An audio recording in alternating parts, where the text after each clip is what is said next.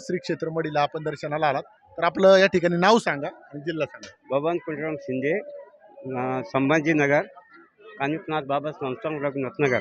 Okay. तर आपण मडीला आतापर्यंत किती वेळा दर्शनाला आलात? आता कमीत कमी ही 5वी वेळ आहे. 5वी वेळ आहे. आपली काय श्रद्धा नवस म्हणून नाही, बाबांकडे पहिल्यापासून श्राद्धाची श्रद्धा. नाथावर श्राद्ध आहे श्रद्धा. पहिल्यापासून बरोबर. जन्मल्यापासून. हो. तुम्ही आता दर्शन घेतलं, काय अनुभव मिळाला तुम्हाला दर्शनात? अनुभव म्हणजे इथं म्हणजे आमचे बी तिथं कांचनाथ मंदिर आहे ना, तिथं रोजची पूजा आरती चालू आहे तिथे. म्हणजे तुम्ही बघता आहात. हां, पहिल्यापासून जन्मल्यापासूनच. बरं, तुम्ही या ठिकाणी स्वतःच्या गाडीने आले की एसटीने आले, कसं नाही आलात तुम्ही दर्शनासाठी?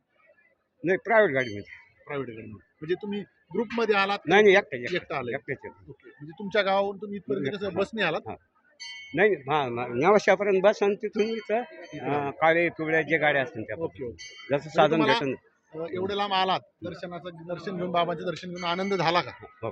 नक्की. गुण म्हणजे मी त्यांच्यामुळे जिवंत आहे, हो का? बाबामुळे जिवंत आहे. काय अनुभव आला बाबा? अनुभव म्हणजे जिवंतच आहे. काय, म्हणजे कसं जिवंत सांगता येईल? म्हणजे मला विनय येते इथून इथं पण लांब पडत विनय ती आता बाबाच्या सेवेत आल्यापासून ती बंद झाली. हा. म्हणजे तुम्हाला जे म्हणजे आजार मला होता तो- जो मानीचा जे गॅप होता, हो. त्या गॅप मुळे असं झोक जायचे कोणी म्हणून हा पेट्यात माणूस आहे. ओके. पण बाबाचे सेवा झाल्यापासून मी नीट झालो, म्हणजे ते बंद झालं. म्हणजे तुम्हाला जो आजार होता, बाबांची सेवा केल्यामुळे केल्यामुळे तो- तुमच्या आजारात सुधारणा झाली. सुधारणा झाली, म्हणजे 90% गुण आला. Okay okay.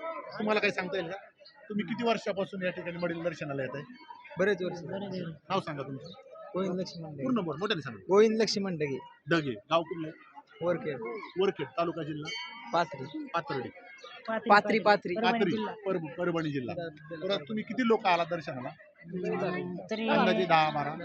नाही तरी 50 चार गाड्या. 4 गाड्या 4 गाड्या. 50. बरं, तुम्ही दर्शनाला कधी काल गावावर निघाला होता का सकाळी निघाले होते? सकाळी. सकाळी. बरं. तुम्हाला आता इथं दर्शन केल्यानंतर कसं काय वाटतं? ते काय. भारी हा? वाटतं. भारी वाटतं ना? रिलॅक्स वाटतं. बरं, तुम्ही काय नवस घेऊन आला होतात का श्रद्धा म्हणून आलात? श्रद्धा आहे म्हणून आम्ही श्रद्धा. श्रद्धा. दर आमच्याला येतो. दर माणसाला काहीतरी मनात असेल ना इच्छा, हा. का देवा मला हे पाहिजे, देवा ते पाहिजे, किंवा मला व्यवसायात यश दे. यश येऊ दे. यश येऊ दे. चालेल. या धन्यवाद. ठिकाणी आपल्या न्यूजच्या माध्यमातून सांगू इच्छितो की भाविकांनी अंबड जिल्हा, जालना जिल्हा जालना जिल्हा. तुम्ही किती वर्षापासून मडील येत आहे? 14 वर्ष लागलेलं. 14 वर्ष.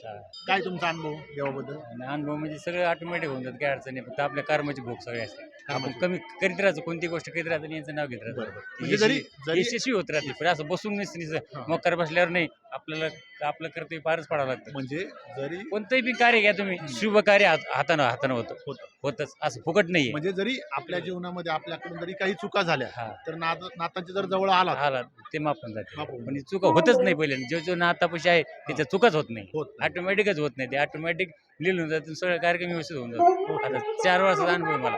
मी तालुका अंबड जालना जिल्ह्यातला आहे. जालना जिल्ह्यात. जिल्ह्यात आले जरांगी पाटलाच्या गावाच्या बाजूनच आले. बरोबर. अंतरवालीच्या जवळ आहे. अंतरवली पासून आले 5-6 किलोमीटरचं गाव बरगामचं अंतर. तर तुम्ही अमावस्येच्या पूर्ण कंटिन्यू संध्याकाळी येत राहतो मुक्कामाला.